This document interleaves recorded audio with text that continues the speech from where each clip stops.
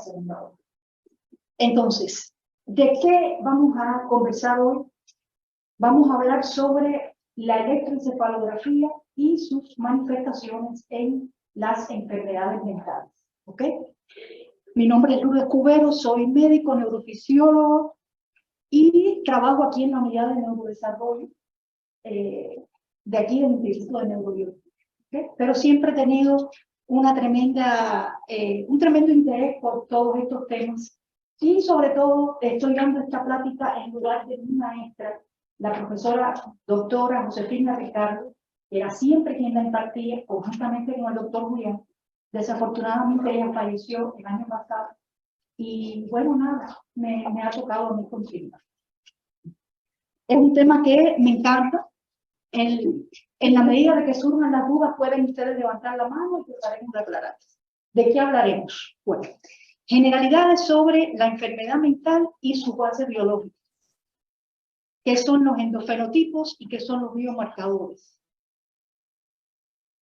¿Qué cosa es el electroencefalograma, su concepto, características técnicas de su registro, características del eje convencional con el sujeto despierto, las principales anormalidades, el análisis cuantitativo del mismo y una breve introducción a algunos temas relacionados con el electroencefalograma de los niños?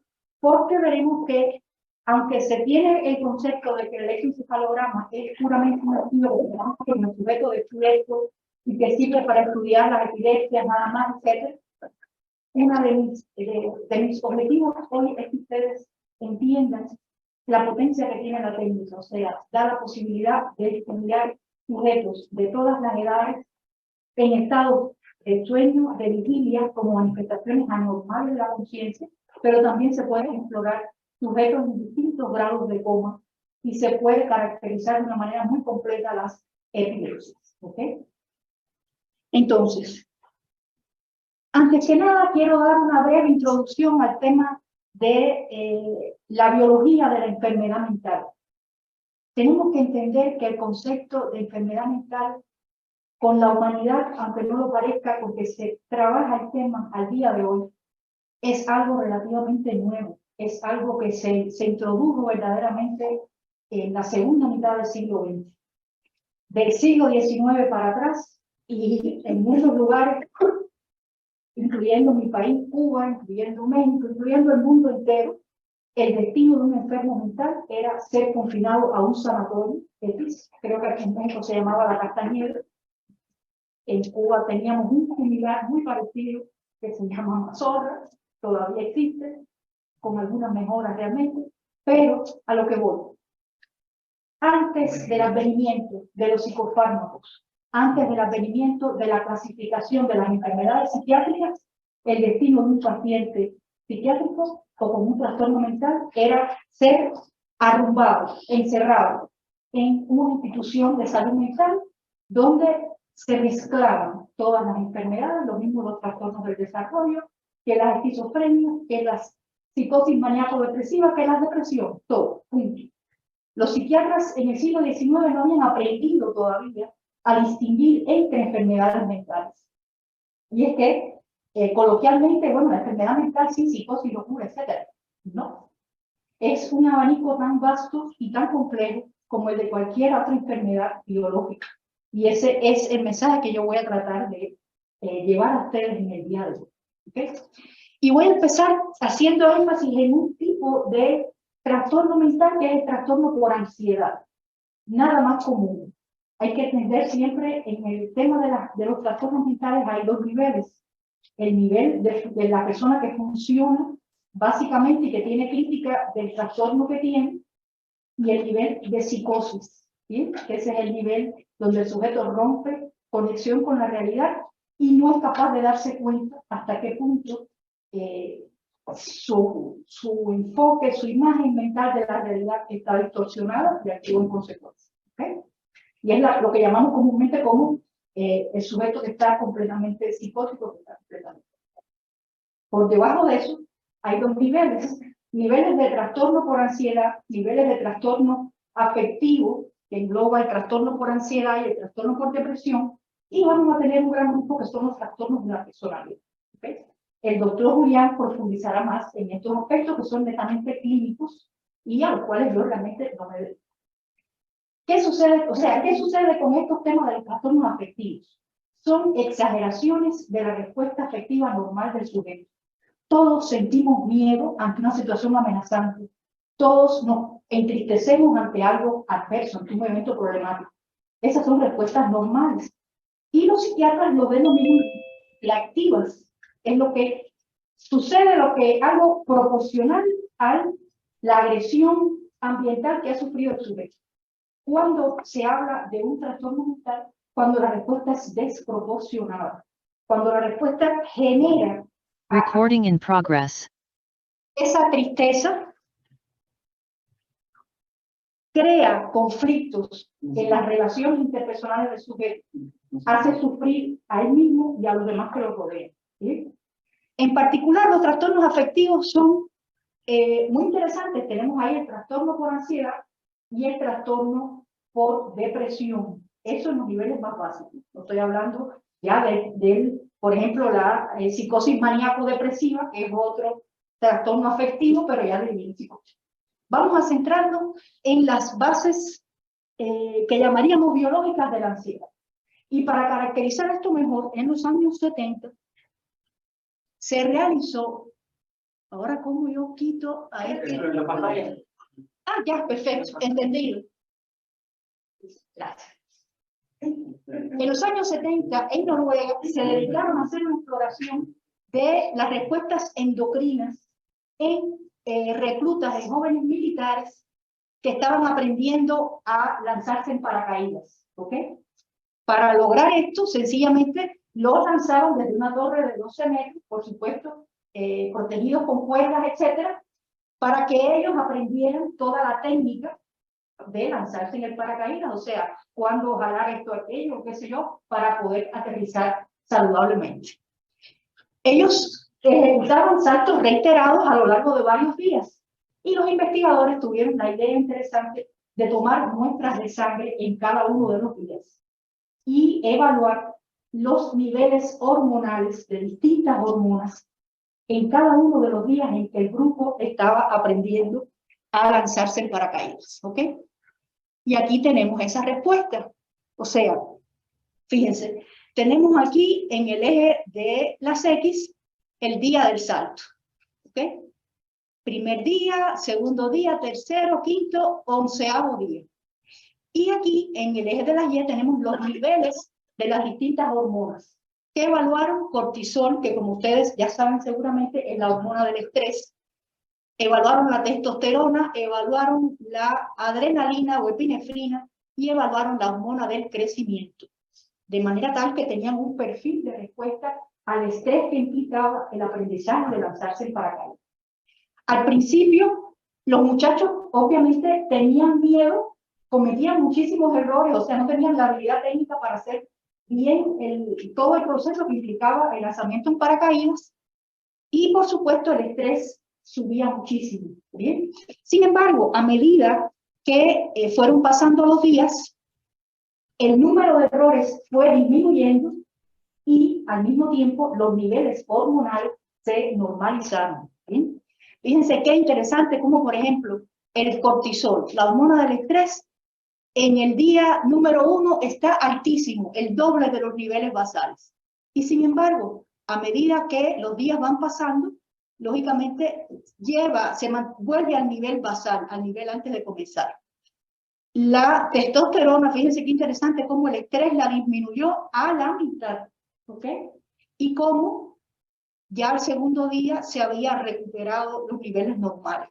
La adrenalina, por supuesto, subió muchísimo y la hormona del crecimiento aumentó mucho en el primer día y después disminuyó hasta los niveles basales.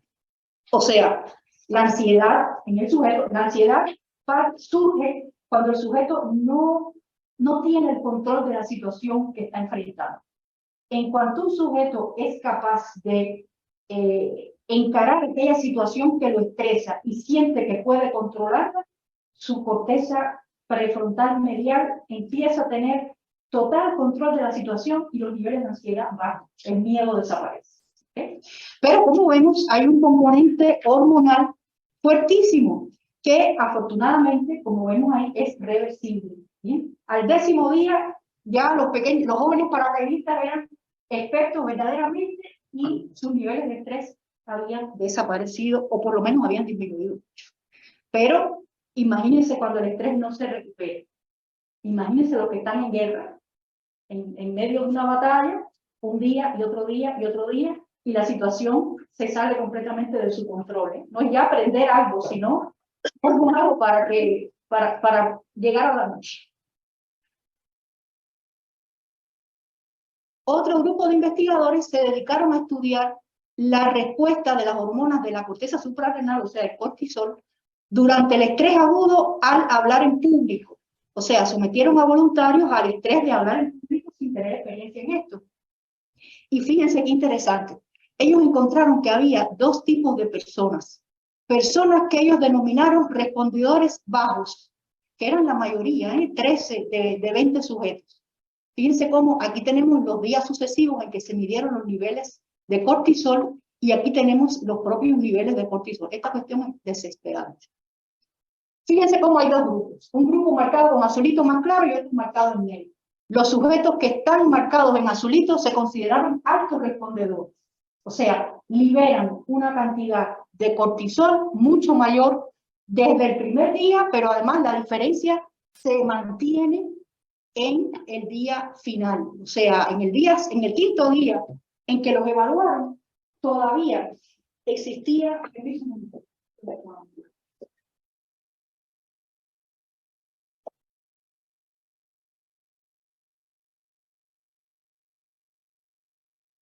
La situación mejora un poco, pero tampoco es nada de lo que... O sea, hay diferencias individuales en cuanto a la respuesta al estrés.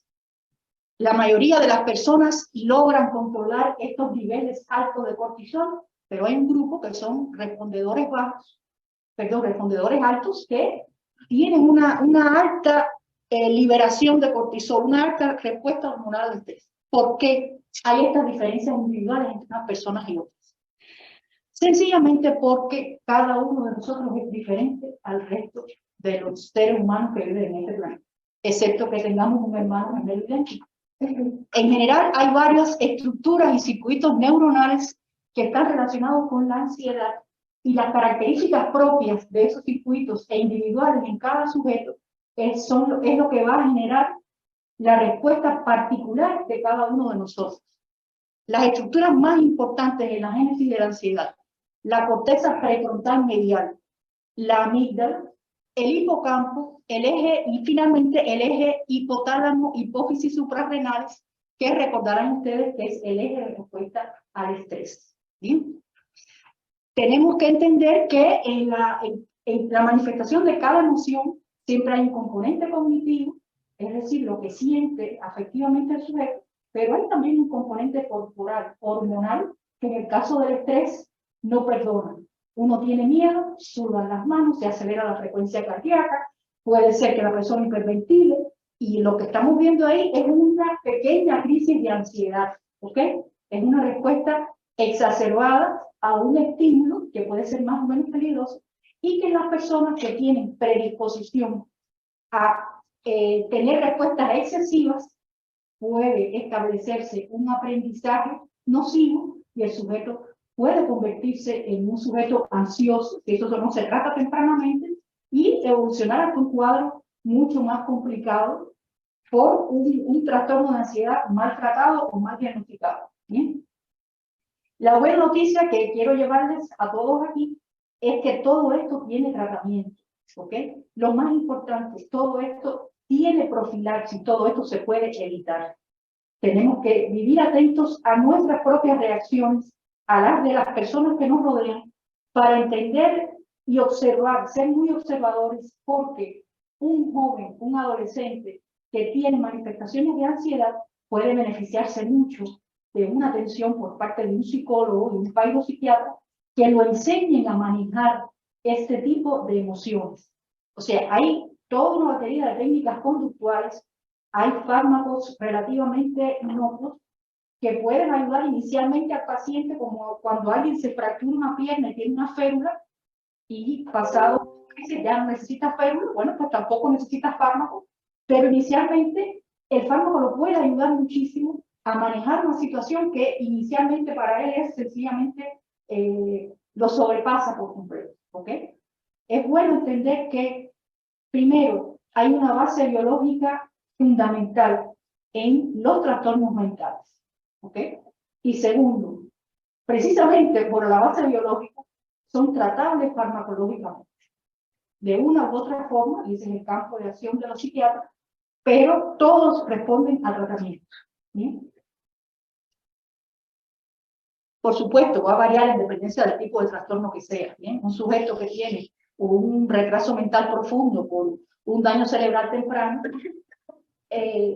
va a ser difícil de recuperar a que tenga un nivel cognitivo normal. Aún en esos casos, las metas terapéuticas se ajustan y lo que empezamos a buscar entonces es calidad de vida. Calidad de vida para ese niño, calidad de vida para ese joven, calidad de vida para esa familia. ¿Sí?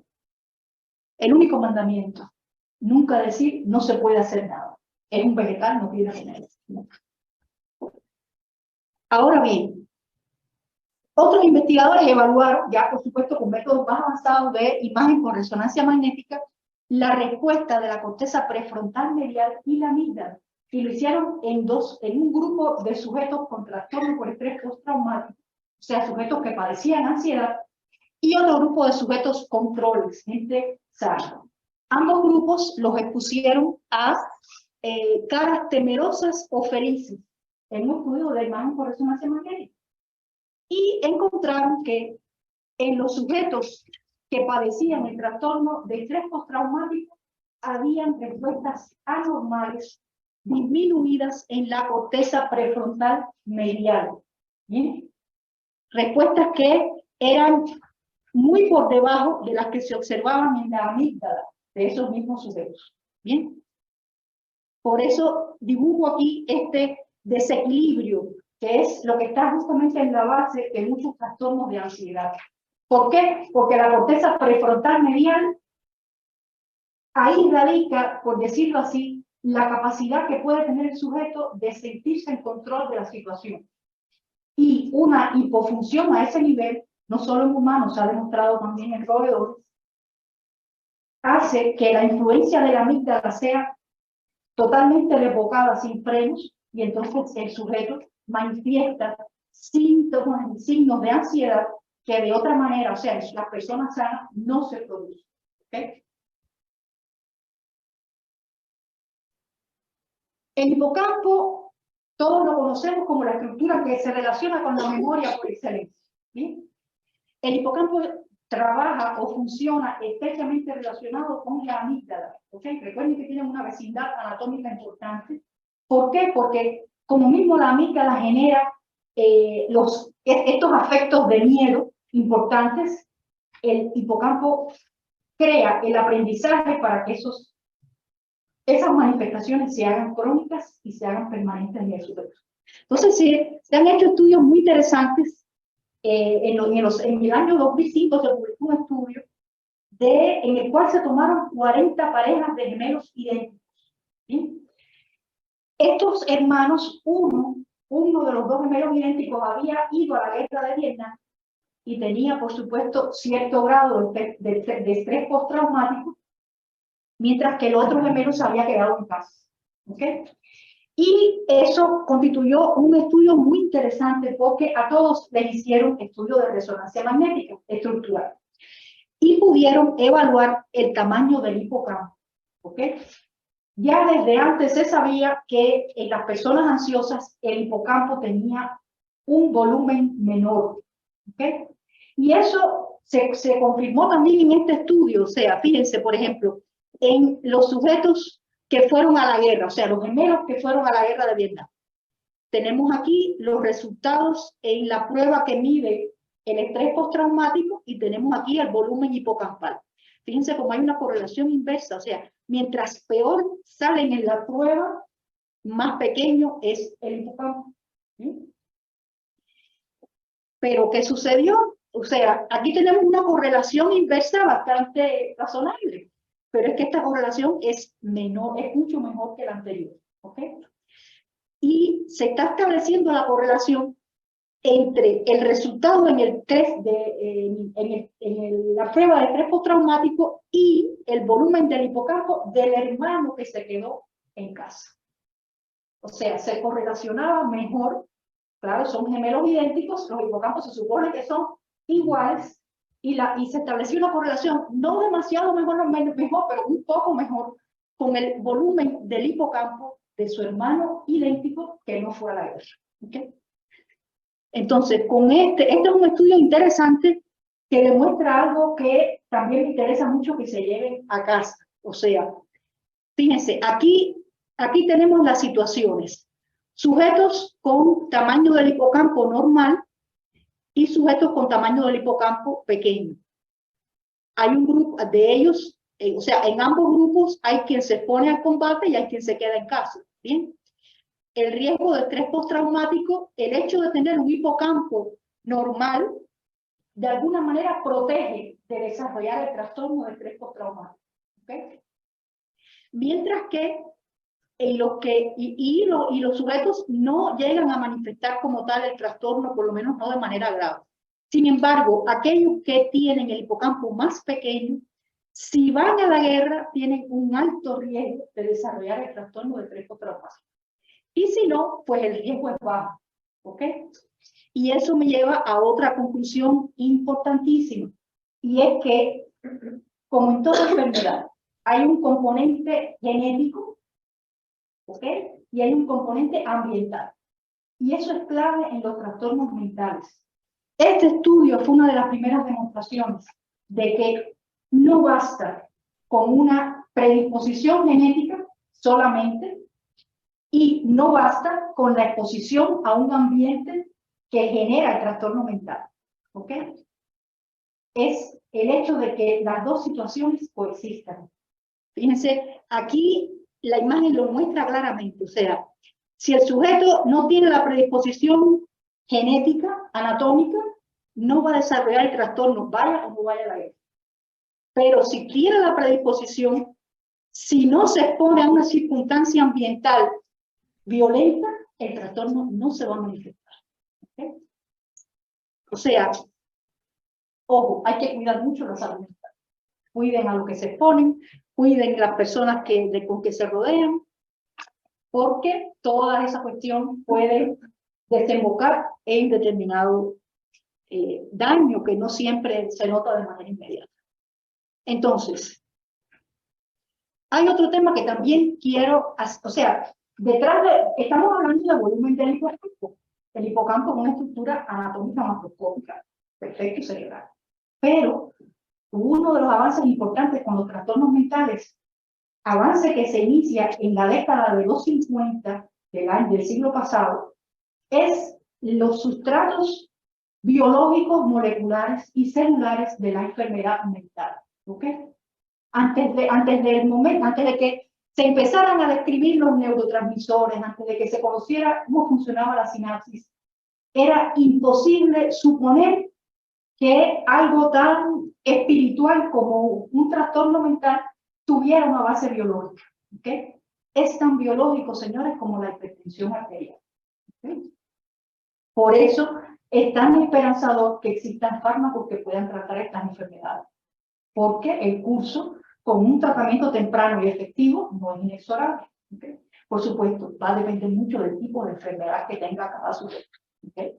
Un sujeto con una esquizofrenia de inicio juvenil es muy difícil que logre un nivel de adaptación óptimo en sus 40, en sus 50 años. ¿Bien? Pero en general hay una gran cantidad de trastornos mentales que sí se pueden manejar y controlar con una atención de salud mental adecuada. Entonces, ¿por qué les traigo este tema de los sistemas difusos que se relacionan con el mantenimiento de la conciencia? Es posible que ya les hayan hablado de esto, pero siempre me gusta introducirlo porque tenemos que entender que el cerebro es nos acostumbramos a verlo como un todo, no muy grande, y hay que verlo como una cuestión, como una estructura microscópica. No vamos a decir que compleja, ni mucho menos, todo el mundo lo sabe. Una estructura que es inmensa, inmensa, tan grande como el cielo, como mirar al cielo y ver el firmamento estrellado. Eso es el cerebro cuando lo imaginamos microscópicamente y en términos todavía más abajo moleculares. ¿Ok? ¿Por qué? Porque las enfermedades mentales expresan alteraciones no solo de estructuras gris subcorticales como el hipocampo, sino también de vías moleculares de expresión genética, ¿ok? Que terminan muchas veces en los neurotransmisores. O sea, hay 3 neurotransmisores que son claros, sobre todo en los trastornos afectivos, y van a ser el GABA, va a ser la noradrenalina y va a ser la serotonina, como vamos a ver enseguida. ¿Y a través de qué mecanismo actúa todo este problema de los neurotransmisores? Bueno, precisamente a través de este sistema de... Cuando estudiamos los sistemas sensoriales y motores, nos acostumbramos a pensar en vías ascendentes y descendentes. ¿Sí? La vía somatosensorial, la vía motora, la vía auditiva, tractos axonales bien mielinizados que ascienden y descienden juntos, como cordones de sustancia blanca, como acúmulos de sustancia gris. Pero es que hay otro sistema difuso, ¿sí? Neuronal también, pero que permite que ocurra una activación global de todo el encéfalo de una manera casi al mismo tiempo, ¿ok? Y estos son los llamados sistemas difusos que se relacionan con el mantenimiento de la conciencia y también con las manifestaciones de los trastornos afectivos. ¿Por qué? Fíjense qué constituye este sistema difuso. Vamos a tener a nivel del tronco encefálico la formación reticular. Hace 50 años la formación reticular se describía como una red de neuronas todas iguales y nadie distinguía nada allá adentro. Actualmente ya ustedes seguramente saben que hay núcleos neuroquímicos dentro de la formación reticular del tronco encefálico. ¿Bien? Y que esos núcleos grises no son más que grupos de células pequeñitos, pero que son capaces de producir determinados neurotransmisores. El problema está en que esos neurotransmisores, aunque se producen en esos núcleos del tronco encefálico, no se quedan ahí, sino que se proyectan hacia toda la corteza a través de axones que viajan hacia los niveles corticales. ¿Bien? De tal manera que, por ejemplo, vamos a ver enseguida cómo hay varios grupos que se localizan, se originan las neuronas aquí en la formación reticular, pero sus axones van a terminar a todo lo largo de la corteza cerebral y van a permitir que la respuesta cortical se module, cambie de manera brusca, y eso va a dar origen a nuestros estados de sueño, de vigilia. O sea, el sistema que mantiene la vigilia ahora, la mayoría de ustedes lo tiene activo, ¿ok? Está funcionando. Si esto se pone demasiado aburrido, empieza ese sistema a inactivarse y empieza a predominar el sistema que mantiene el sueño, que es controlado y mediado por otras neuronas que utilizan otros neurotransmisores. ¿Sí? Y así pasa también con los trastornos mentales de tipo afectivo.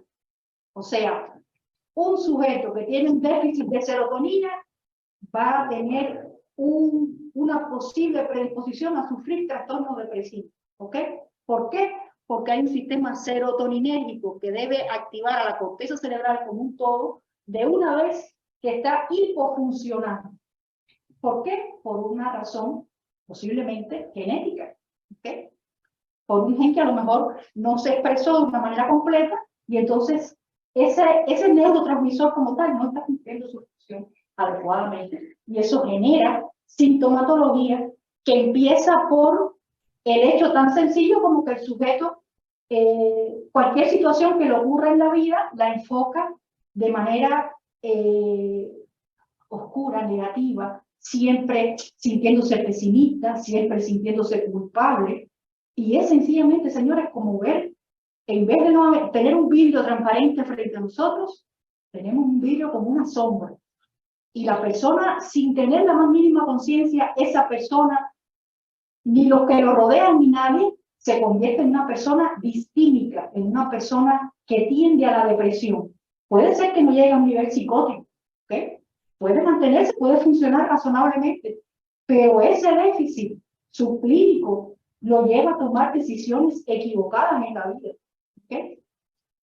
Y lo lleva a tomar determinados caminos y acercarse a personas y a ser profundamente infeliz. ¿Y qué es lo que hay debajo? Un desequilibrio bioquímico de estos sistemas, ¿sí?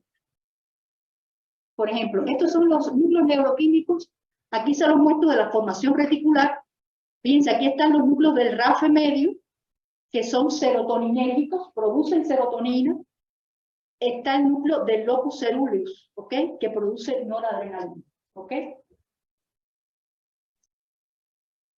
Bueno, como estos son los principales neurotransmisores. O sea, el GABA, por ejemplo, el ácido gamma-aminobutírico, todos lo conocemos como un neurotransmisor inhibitorio, ¿sí? Es un neurotransmisor que cambia los niveles de cloruro a lo largo de ambos lados de la membrana y hace que esta sea más difícil de despolarizar, ¿ok? El GABA es extremadamente importante. Tenemos que entender que todas las interneuronas, imagínense, si se ubican en la cantidad de neuronas piramidales que hay en toda la corteza, cada una de esas neuronas piramidales de las capas 3 y 5 están rodeadas por células inhibitorias GABAérgicas, ¿ok? Y eso hace que la función de esas células piramidales sea adecuada, sea la circunscrita a un determinado estímulo. Y eso permite que la respuesta motora sea adecuada, ¿ok? Sea la normal, que la percepción táctil sea la adecuada. ¿Qué pasa si una persona tiene genéticamente un déficit en su producción de GABA? Sencillamente, toda esta influencia inhibitoria está ausente. O está, no está ausente, está muy disminuida. Eso puede provocar predisposición a epilepsia, por ejemplo. Eso puede provocar predisposición a un trastorno de ansiedad. ¿Okay? ¿Por qué? Porque toda la corteza está hiperexcitable por la ausencia de un factor puramente inhibitorio, pero imagínense un trastorno molecular que comprometa la vía de formación del GABA o que comprometa la formación del receptor a GABA, compromete la función de todas esas neuronas inhibitorias, ¿ok? Y con eso puede dar origen a un trastorno de la función mental del sujeto, ¿sí? Todos conocemos que el receptor de GABA se pueden unir ahí otras sustancias, como el etanol, como los barbitúricos, como las benzodiazepinas. Todos estos son relajantes, son sedantes y alivian la ansiedad de las personas, y por eso muchas personas se hacen, no vamos a decir adictas, en el caso del etanol sí, a sustancias que les ayudan a manejar un poco mejor la ansiedad. ¿Ok? ¿Esto tiene solución? Sí, siempre la tiene. Para evitarlo, por ejemplo, en el caso de los ansiolíticos, ya sea benzodiazepinas o barbitúricos, la solución está en una iniciación y una finalización de tratamiento adecuado. En el caso de la noradrenalina, que tiene que ver con el sistema del locus ceruleus, esta es la hormona de la activación, de la alerta, la que nos ayuda a focalizar nuestra atención en este o en aquel asunto. Bien, pero fíjense qué interesante, todo comienza en este núcleo que se encuentra situado entre el mesencéfalo y la porción más dorsal del puente. ¿Ok? Ese núcleo se llama locus ceruleus. Actualmente se describe un sistema, el sistema del locus ceruleus, cuyos axones se reparten y se distribuyen a lo largo de toda la corteza. Y es clave en la mediación de lo que es el alerta, de lo que es la acción. Y también en la manifestación de la ansiedad, ¿ok? Porque este neurotransmisor puede activar también estructuras hipotalámicas que tienen que ver con el sistema nervioso autónomo, con la división simpática del sistema nervioso autónomo, y de esa manera el sujeto manifiesta físicamente la ansiedad que siente, como palpitaciones, como sudoración de manos, como falta de aire. Y todo es simplemente expresión de una respuesta exacerbada. ¿Ok? El sistema de la serotonina, ambos, tanto el déficit de GABA como el exceso de función del locus ceruleus, facilitan los estados de ansiedad. En el caso de la serotonina, se le atribuyen muchísimas funciones, pero se considera relacionada sobre todo con los trastornos afectivos de tipo depresivo. ¿Ok? ¿En qué? En el sentido de un déficit. Aquí tenemos la estructura del neurotransmisor. Fíjense, aquí están los núcleos del RAFI en la formación reticular del tronco encefálico y cómo esos axones se reparten igualmente por toda la corteza cerebral. Cuando hay un déficit, ya sea porque no se sintetiza suficiente receptor o porque se sintetizan demasiada hormona de la que degrada la serotonina, enzima, que degrada la serotonina, entonces el sujeto es más proclive a manifestar cuadros depresivos. ¿Sí? Cuando la situación es extrema, entonces ya el sujeto puede caer en un cuadro de depresión de nivel psicótico, etc. ¿Sí? Pero por eso son tan útiles los fármacos llamados inhibidores de la recaptación de serotonina, ¿ok? Porque impiden que el neurotransmisor se destruya y eso le da una vida media mayor ahí en la hendidura sináptica y puede recuperar la función normal del sujeto. Al final, lo que estamos viendo es la expresión de un gen o de varios genes que son los que van a dar origen a las vías metabólicas que van a convertir la dopamina en adrenalina y la otra, saben ustedes, las vías que van a dar origen a esos receptores y las vías que van a dar origen a las enzimas que destruyen los neurotransmisores. ¿Ok? Todo esto tiene un fuertísimo componente genético y está en la base de los trastornos mentales. ¿Ok? Entonces, hay otro concepto que me interesa mucho que se lleven, que es el de los endofenotipos. ¿Ok? Recuerden ustedes, existe el genotipo, que es la característica genética del sujeto, y existe el fenotipo, que es su manifestación conductual. Una pregunta, doctora. Sí. Bueno, hasta ahorita lo que hemos visto, que el desbalance bioquímico en el cerebro, pero porque es que muchas de esas enfermedades, por ejemplo, la esquizofrenia, se les considera que son polifilíticas. Claro, porque la afectación no está en un solo gen. Ajá. O sea, y eso es un fenómeno que está bien descrito. Hay afectaciones que se llaman pleiotrópicas, ya sea porque un mismo gen afecta distintas vías o porque hay varios genes afectados o porque varía la penetrancia a la hora de manifestarse un gen y entonces son las distintas formas del trastorno. ¿Okay? O sea, aquí esto no es matemático, al final de cuentas, no, o sea, hay un error genético heredable y que se manifiesta tanto en la persona que está manifestando la enfermedad como en un hermano que es portador asintomático, ¿okay? Que lo transmite a su descendencia, pero que él mismo no manifiesta la enfermedad. Recuerden que para que la enfermedad se manifieste, generalmente tiene que haber una influencia ambiental fuerte que desencadene un cuadro grave. Pero sí, por supuesto, lo que estamos viendo nunca, sobre todo en los trastornos mentales, nunca es expresión de un solo gen. Son cuestiones que son de varios genes y que además varía el grado de afectación en dependencia de la cantidad de repeticiones, digamos, de la secuencia normal en el gen. Eso hace que ese gen se manifieste, se exprese de una manera más agresiva y eso va a implicar dos cosas. Primero, la enfermedad empieza más temprano y segundo, la enfermedad se expresa con mayor fuerza y responde menos a tratamientos también. El ejemplo clásico, la demencia de Alzheimer. ¿Okay? O sea, la predisposición a complicar la situación del beta amiloide y de empezar a depositarse en las neuronas y a comprometer toda la función neuronal es algo que está determinado genéticamente.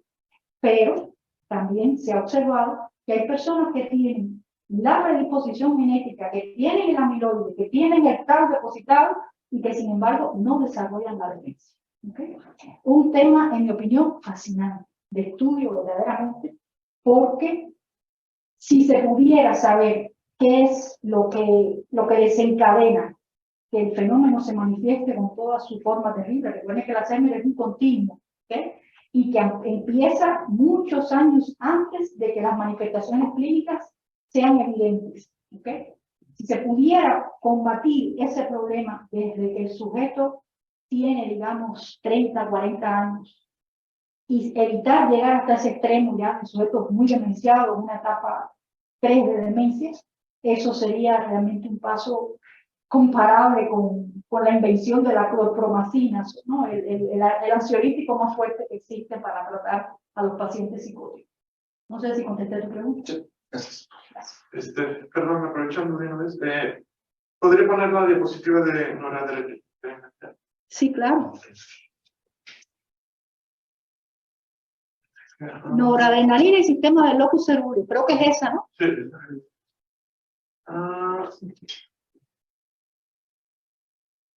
No me quedó claro entonces cómo es que regula la responsabilidad. Claro, el problema, o sea, tiene dos brazos la respuesta.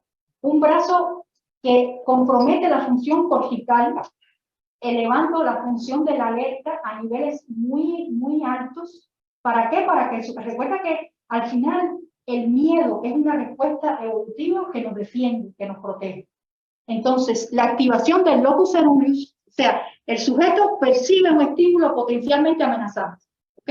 Y eso va a tener dos consecuencias. Primero, una activación cortical global, un aumento del nivel de alerta. El sujeto como que se despierta más y está muy atento a lo que le está rodeando.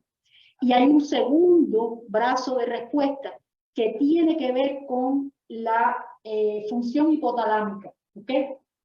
Afecta también el hipocampo, pero el hipotálamo sobre todo, recuerden que el hipotálamo es el gobernador del cuerpo y va a desencadenar una respuesta defensiva, una respuesta autonómica que va a permitir que el sujeto huya.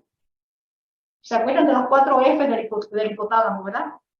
Bueno, va a facilitar la respuesta de huida y eso va a implicar un predominio de activación simpática, o sea, broncodilatación para que el sujeto respire y pueda ventilar en caso de una carrera, vasoconstricción para que aumente la presión arterial y el sistema circulatorio pueda funcionar mejor, aceleración de la frecuencia cardíaca, justamente para poder bombear mayor cantidad de sangre, y todo un sistema de respuestas que prepara al cuerpo para desaparecer de una situación adversa. ¿Dónde se crea el problema? En que ya no vivimos en la selva. O sea, los seres humanos normalmente vivimos en un medio como este. Y muchas veces el hecho de poder salir corriendo libera todo el problema. Pero cuando usted no puede salir corriendo, cuando usted aprende a vivir con toda esa tensión, eso puede ser nefasto para su salud, no solo mental, sino también física. Y antiguamente se hablaba de las enfermedades psicosomáticas, ¿no? El asma bronquial, la úlcera péptica, la hipertensión arterial. Todas son enfermedades que lo que están mostrando es hiperactividad simpática en respuesta a una situación estresante, que el sujeto, por supuesto, no sabe reconocer, que sus médicos tampoco reconocen. Y bueno, sí, está muy enfermo. Sí, claro, tiene la úlcera. Por supuesto que la tiene, no están mintiendo. Pero ¿qué provocó la úlcera?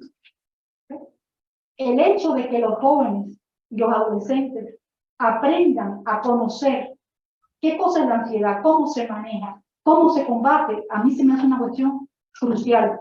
Y es una pena que verdaderamente no se enseñe. ¿Respondida la pregunta? Sí, gracias. Ok. Bueno, entonces hablábamos de este asunto de los endofenotipos. O sea, recuerden, una cosa es el concepto de enfermedad mental, todas sus manifestaciones, todos sus tratamientos, pero como investigadores siempre tenemos que pensar en medir lo que tenemos delante. ¿Ok? Y las enfermedades mentales ha quedado demostrado, sobre todo en la segunda mitad del siglo XX y en lo que llevamos del XXI, que se pueden caracterizar cuantitativamente. ¿Ok? Se puede evaluar, ya sea en saliva, ya sea en sangre, ya sea en líquido cefalorraquídeo, los niveles bioquímicos de determinadas sustancias que están relacionadas con la enfermedad mental. Y esto nos lleva al concepto de los endofenotipos. El endofenotipo es una característica, un rasgo que tiene el sujeto que no se ve conductualmente, que no podemos ver sin la ayuda de una técnica apropiada. ¿Ok? Pero es un rasgo que existe en el sujeto que presenta la enfermedad y que es heredable. ¿Ok? Y que por tanto también está presente en familiares que no manifiestan la enfermedad. Familiares que están completamente asintomáticos, pero ahí llevan el gen. ¿Okay? Acuérdense siempre del gemelo que se quedó en casa en contraposición con su hermano que fue a la guerra de Vietnam. El endofenotipo es una variable que podemos medir y cuantificar, una variable que conductualmente no se ve, pero que sí se puede caracterizar y que se puede identificar y ayuda a acortar el puente del diagnóstico de los trastornos mentales, que siempre ha sido un talón de Aquiles grande de la psiquiatría. O sea, es muy difícil y muy subjetivo determinar si un paciente tiene una psicosis maníaco-depresiva o una esquizofrenia de inicio tardío. Eso para los psiquiatras es un verdadero desafío, amén de un tema de discusión y de debate, y es o no es, y no es trivial, porque en dependencia del diagnóstico será el tratamiento que se le pueda poner a su vida. ¿Okay? Los marcadores bioquímicos, y en este caso el conocimiento de los endofenotipos, nos ayudan a tener elementos diagnósticos más fuertes y más objetivos para no descansar en la pura constelación de los síntomas que pueda tener un paciente en un momento dado. Sí. Los endofenotipos y la epigenética están bastante correlacionada o... Claro, un paciente con un endofenotipo que se predisponga a un trastorno de ansiedad, si se pone a un factor epigenético, o sea, un factor que rodea la manifestación genética, va a tener un cuadro más o menos severo del trastorno. ¿Ok?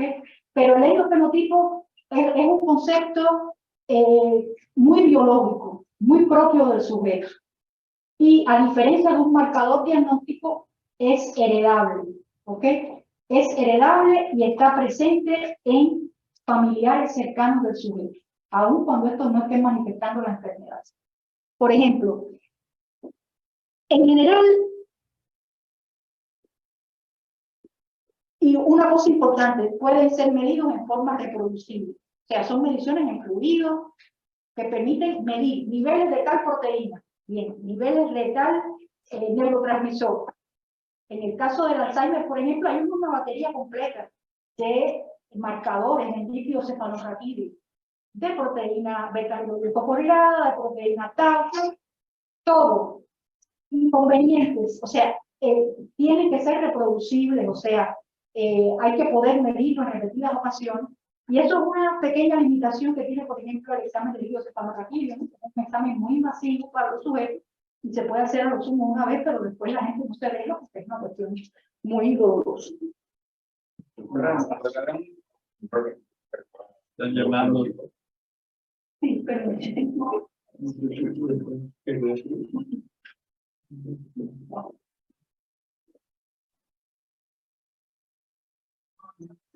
O sea, ¿en qué diferenciamos un biomarcador diagnóstico de un endofenotipo? El biomarcador diagnóstico es mucho más general. ¿Ok? Son biomarcadores, por ejemplo, los niveles de glicemia en sangre, la hemoglobina glicosilada, el nivel de urea que se mide, puede evaluar en la orina, en sangre, etc. Son todas las evaluaciones de determinadas sustancias químicas en determinados fluidos que se mueven.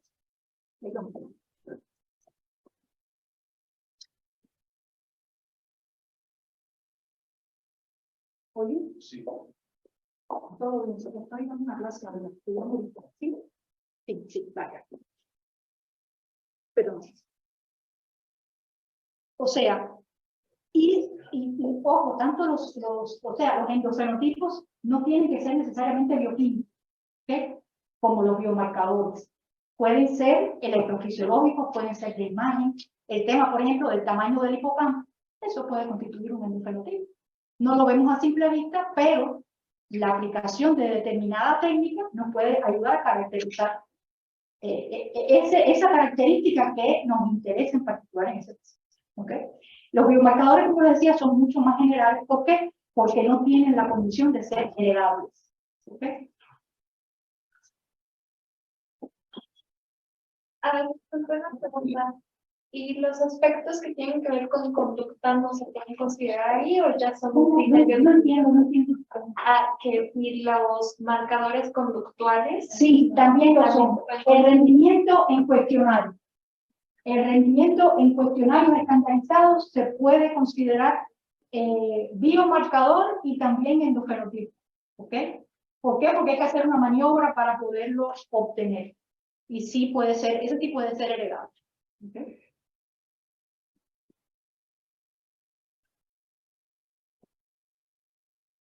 Biomarcador que nos ocupa en el día de hoy de las enfermedades mentales, el electroencefalograma, ¿ok? Que también puede ser considerado un endofenotipo.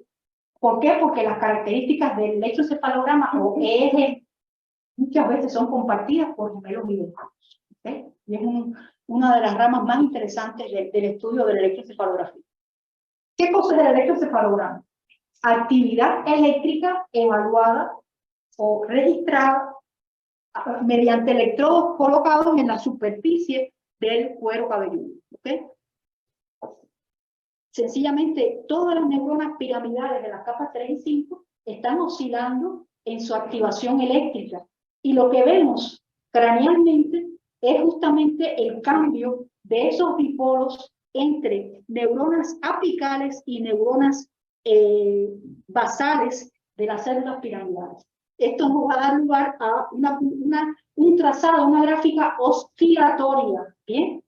Y el eje es eso, es una gráfica que tiene en el eje de las X el tiempo, medido generalmente en segundos, y en el eje de las Y tiene voltaje, cambios de voltaje a lo largo del tiempo.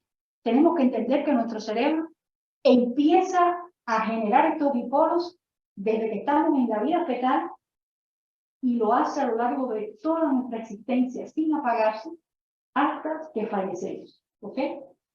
Y lo que vemos, lo que evaluamos con el electroencefalograma es justamente la función cortical. ¿Ok?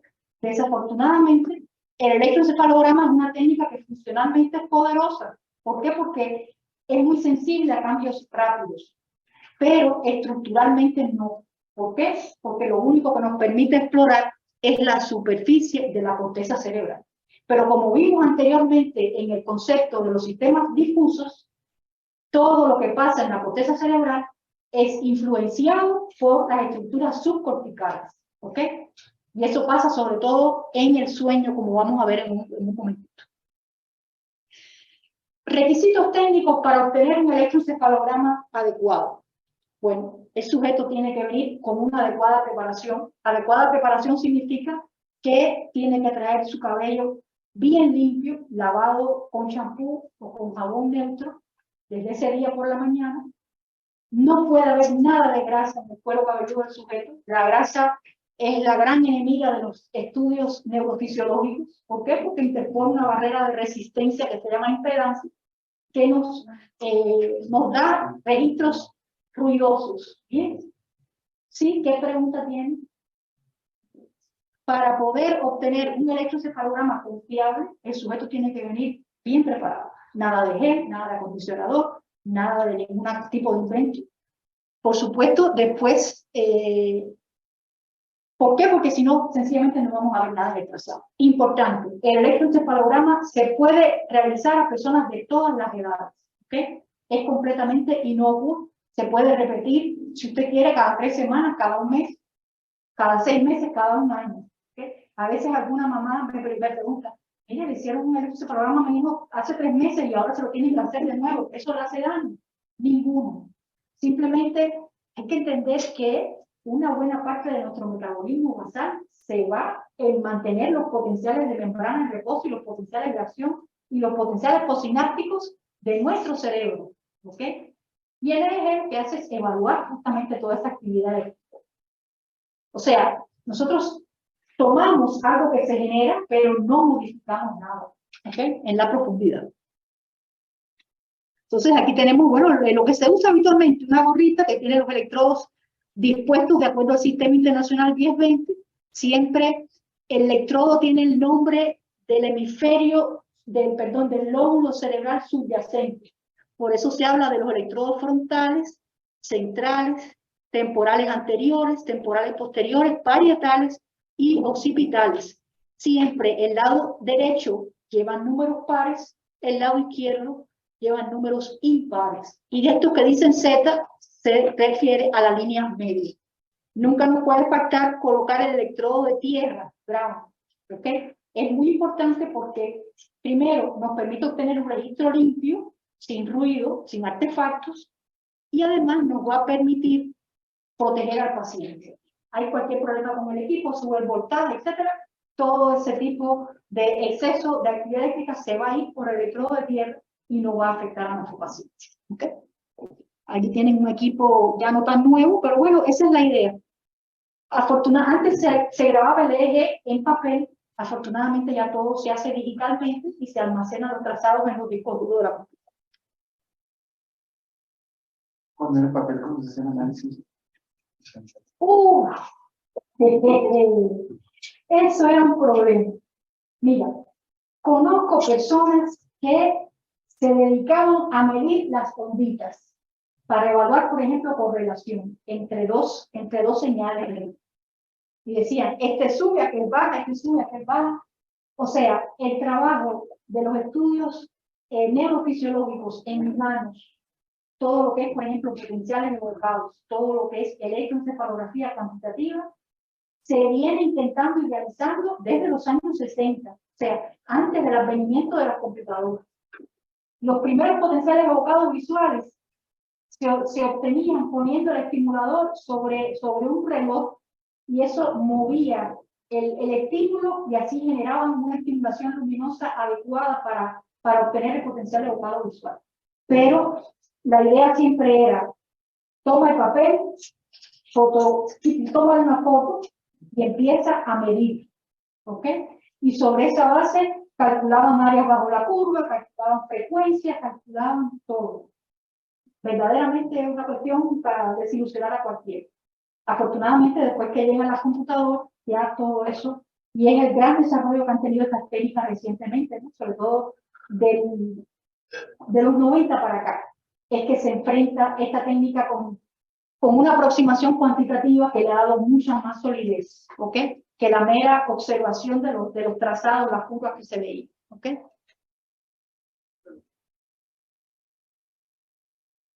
Entonces, fíjense, aquí tenemos todos los electrodos colocados de acuerdo al Sistema Internacional 1020.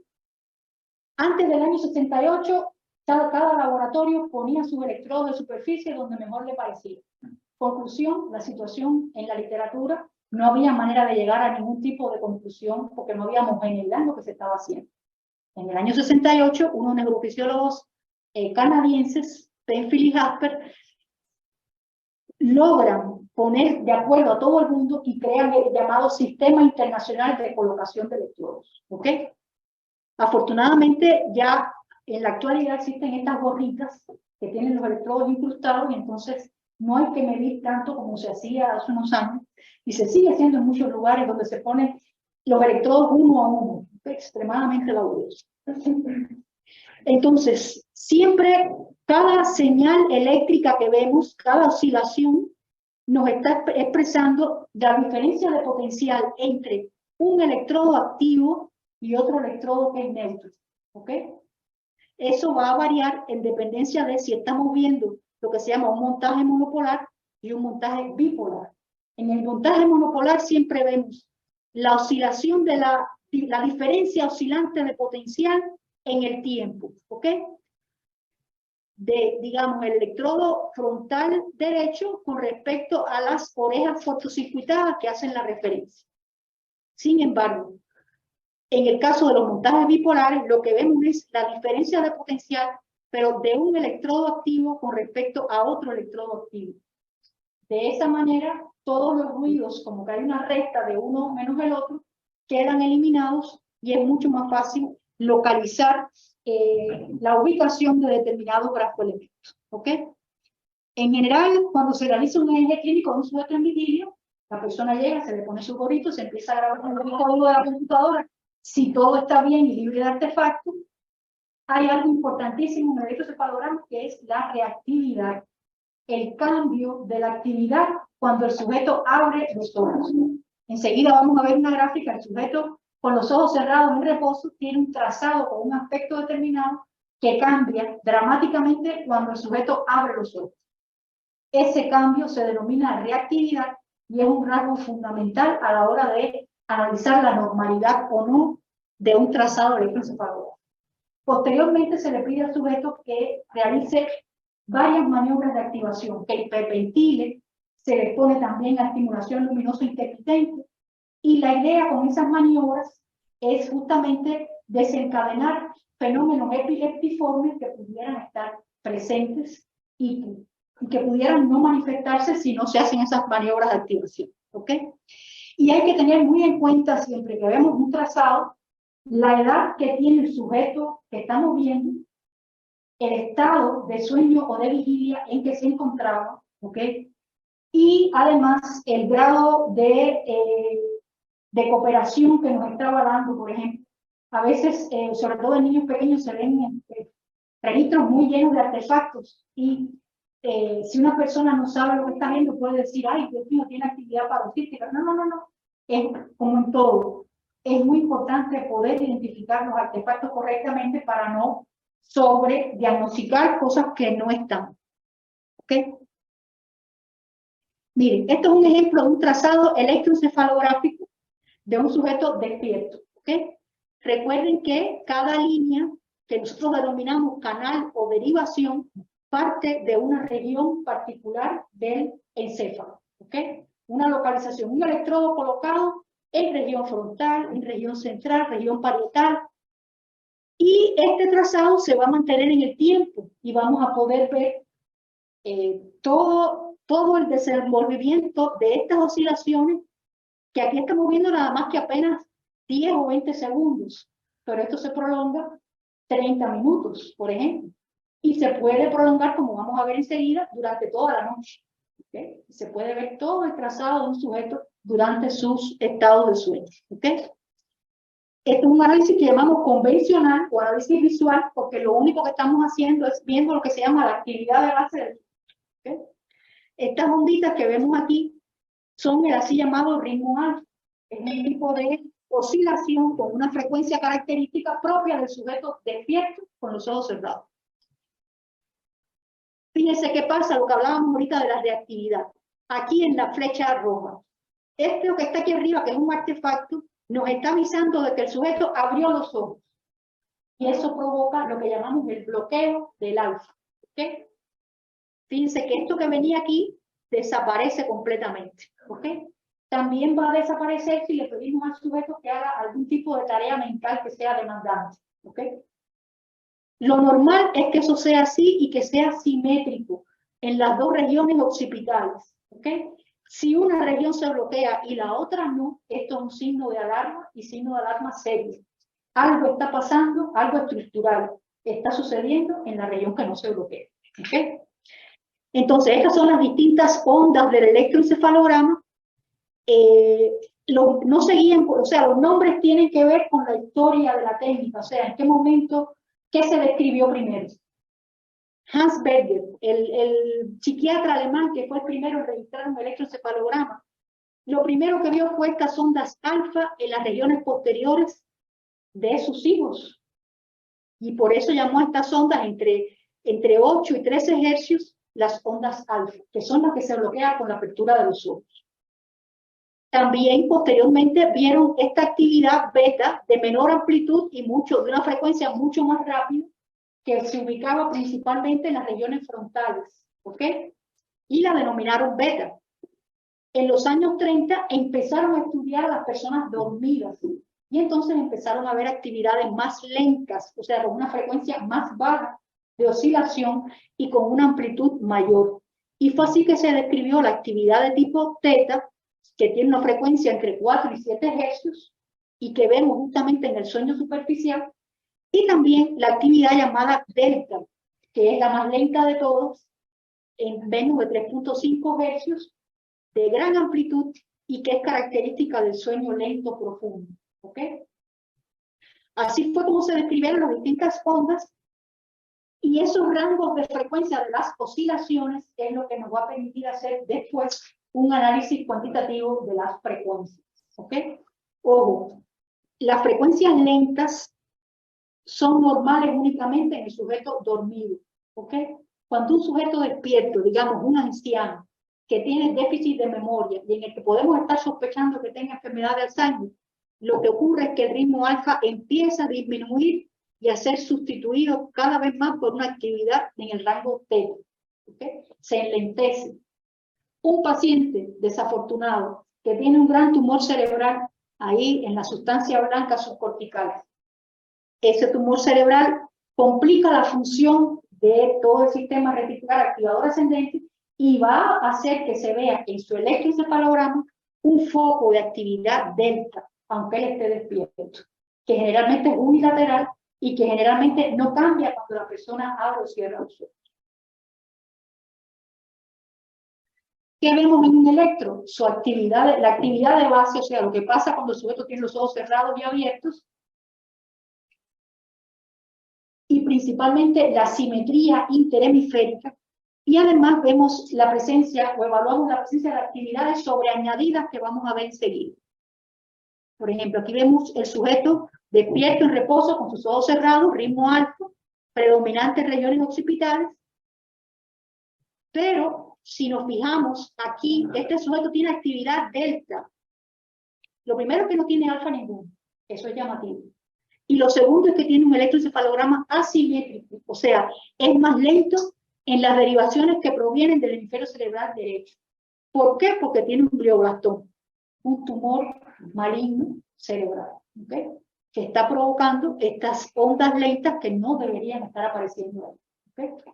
Por supuesto, actualmente todo esto se diagnostica utilizando la resonancia magnética, ¿bien?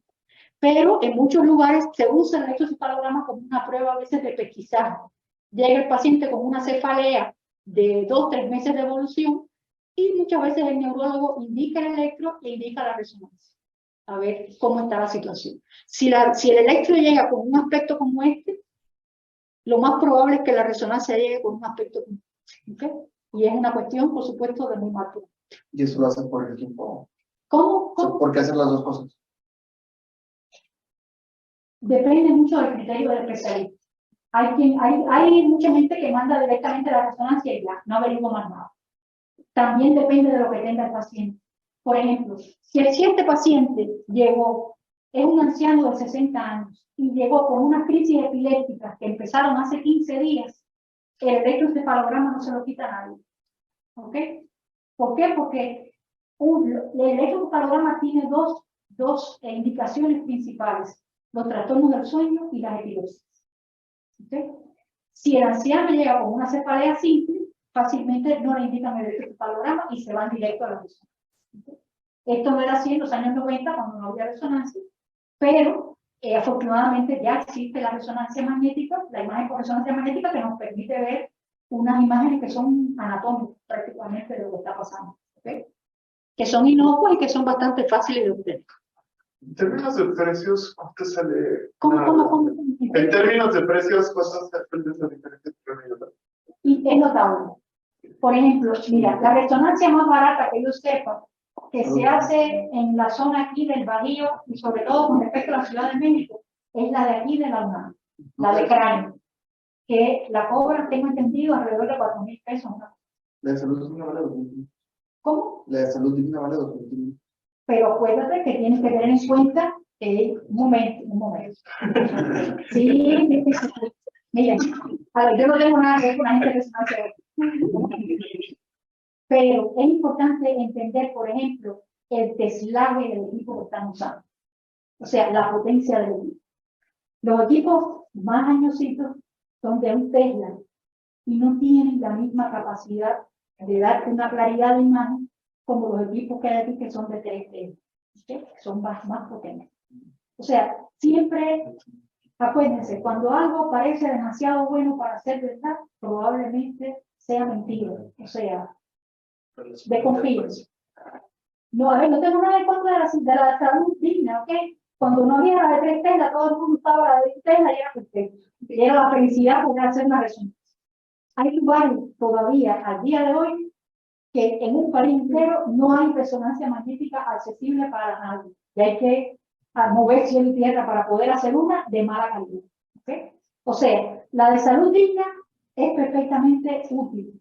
Y sobre todo, si la persona lo que puede pagar son los 2.500 pesos, que bueno que existe eso. ¿Okay?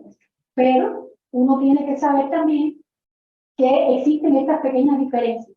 ¿Okay? ¿De qué? De calidad del equipo. O sea, un equipo con 3 Tesla tiene más capacidad. Los de aquí hacen buena resonancia y el precio no es tan alto. En la Ciudad de México una resonancia de cráneo puede costar 12.000 pesos, una cosa muy cara. Y el electroencefalograma, si es simple, 2.000 pesos. Si tiene análisis cuantitativo, 2.500. Pero realmente, en un mundo ideal, la consideración económica no debería primar. O sea, si un paciente necesita hacerte una resonancia, no le hagas perder tiempo con un electro ni dinero, directamente a la resonancia. ¿Okay? ¿Por qué? Porque es el método mejor que existe para ver, sobre todo cuando se está sospechando, un problema estructural. ¿Okay? Si es un epiléptico en estudio, electroencefalograma. Pero si están pensando en un tumor cerebral, en un evento cerebrovascular, en una esclerosis múltiple, por ejemplo, la resonancia es la prueba de elección. Entonces, aquí tenemos la alteración del electroencefalograma más extrema que existe. Esto se llama supresión de la actividad. Fíjense que es un eje plano, completamente. ¿Okay? Este está bien liquidado. ¿Okay? Si uno mide la amplitud de estas pequeñas puntitas que tenemos aquí, debe encontrarse con que si para hacer una supresión completa de la actividad tienen que tener menos de 5 microvoltios de amplitud. Y por ejemplo, esta es la imagen que veríamos en un paciente con una muerte cefálica. ¿Okay? Una de las aplicaciones de este estudio es justamente identificar la presencia del silencio eléctrico cerebral, que es cuando el paciente se mantiene vivo por la ventilación asistida, etcétera, pero su cerebro, ya sea por un traumatismo craneoencefálico grave, por cualquier problema, ha dejado de funcionar y sobre todo el tronco encefálico está muerto. ¿Okay? Eso hay que diagnosticarlo en los países donde eso se hace, justamente para poder, en primer lugar, evitar que un paciente esté ahí indignamente acoplado a un ventilador sin que haya gran menos futuro de recuperación, ¿no? Y en segundo lugar, para poder hacer el trasplante de órganos en los casos en los que esto es posible. En general, esta es la situación más extrema, ¿eh? No, los pacientes en coma no tienen este electro. Un paciente en coma tiene un electro muy lento, como el que vamos a ver en el sueño lento profundo. ¿Okay? Entonces, ese electro se corresponde con esta niñita, que fíjense el nivel de ventriculomegalia que tiene, y el aumento del espacio subaracnoideo que vemos en su resonancia. O sea, un electro así nunca es casual. En el supuesto caso, y ojo, es lo primero que hay que hacer, descartar que hay un problema técnico que nos está echando a perder el trazado. ¿Okay? Cuando uno ve un trazado así, lo primero que tiene que hacer es ir a revisar el equipo, los electrodos, el paciente. ¿Qué pasa? ¿Qué ruido hay? Para descartar un problema técnico. Si estoy seguro de que no hay problema técnico, eso es un trazado mío. ¿Okay? Entonces, ¿cómo cambia la actividad de base? Bueno, por la presencia de infartos cerebrales, presencia de hemorragias, abscesos o procesos inflamatorios locales. Aquí, por ejemplo, hay mucha neuropsicosis. Eso puede alterar significativamente el electroencefalograma. Los tumores cerebrales son los grandes distorsionadores de la actividad eléctrica de manera focal, y los traumatismos craneales severos. ¿Okay? Vean, por ejemplo, fíjense que es diferente esto. Esto es un trazado de, presumiblemente, de un niño despierto hiperventilando. Ahí no hay ritmo alfa. ¿Okay? Fíjense estas actividades muy agudas, ¿ven? Esas se llaman puntas, ¿ok? Y esos son complejos de punta onda a 3 ciclos por segundo. Y son la marca característica de la epilepsia de ausencias infantiles. ¿Ok? Esto es patognomónico de un tipo de epilepsia que, ojo, bien tratada, es benigna, puede desaparecer con la edad, pero si no se diagnostica y si no se trata, puede evolucionar a formas más malignas de epilepsia. ¿Okay? Pero no, lo traigo justamente porque siempre me golpea el cambio del aspecto del trazado. Y fíjense cómo todas las derivaciones están afectadas. ¿Ok? Por eso decimos que es una descarga de tipo generalizado. A diferencia de esta que vemos aquí, que son focales. Esta es otra muestra, otra forma de mostrar la ubicación de nuestros electrodos. Aquí estamos viendo un montaje bipolar. Este primero se corresponde con FPZ,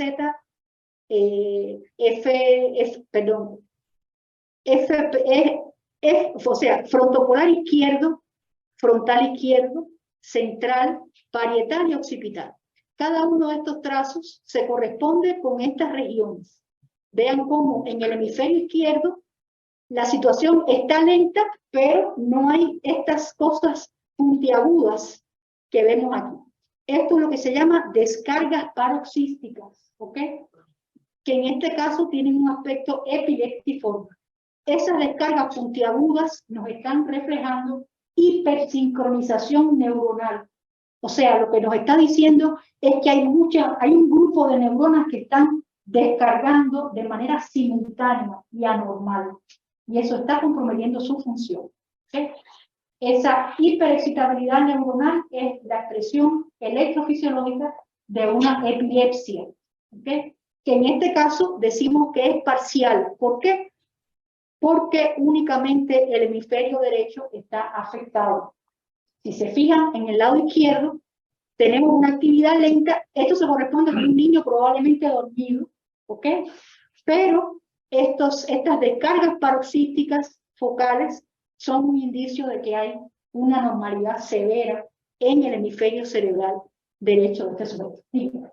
Tengo entendido que en el Parkinson las ondas betas también tienen sincronía, entonces no sé si presentan este tipo de actividad paroxística. Mira, en general, las enfermedades neurodegenerativas, Parkinson, Alzheimer, todas las demencias, la del cuerpo de Lewy, etcétera, todas cursan con un enlentecimiento brutal del electroencefalograma.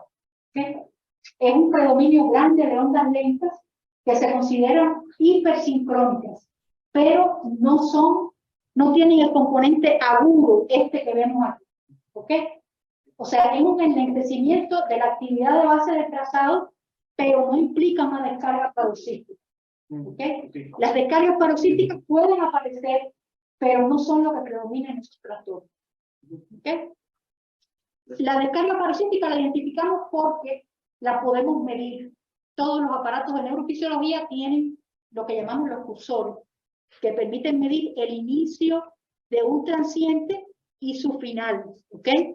Idealmente, estas ondas agudas, para ser consideradas epileptiformes, tienen que durar menos de 70 milisegundos. ¿Ok? Una de las maravillas del EEG digital es que uno puede modificar la velocidad del trazado que está viendo, y entonces puede hacer todas estas mediciones de una manera muy certera, lo cual era más problemático cuando se trabajaba en papel. Digo. ¿Las crisis de ausencia son parciales también? Son generalizadas. Generalizadas. Sí. La gran dicotomía con las epilepsias, hay que distinguir las crisis epilépticas en parciales y generalizadas. Esta posiblemente muestra crisis parciales, y el otro niño de las epilepsias de ausencia, que todas las derivaciones estaban afectadas, eso es una epilepsia o una crisis de tipo generalizado. La única diferencia sería el incremento de la actividad. No, la diferencia está en qué cantidad de canales o electrodos o derivaciones están afectadas. Mira bien aquí, ¿ok? Y mira aquí, ¿ok? Todas nuestras derivaciones, o sea, los electrodos que están ubicados en la región frontal, central, parietal, occipital y temporal, todos, unos más amplios que otros, pero todos tienen la descarga de punta onda a 3 ciclos por segundo.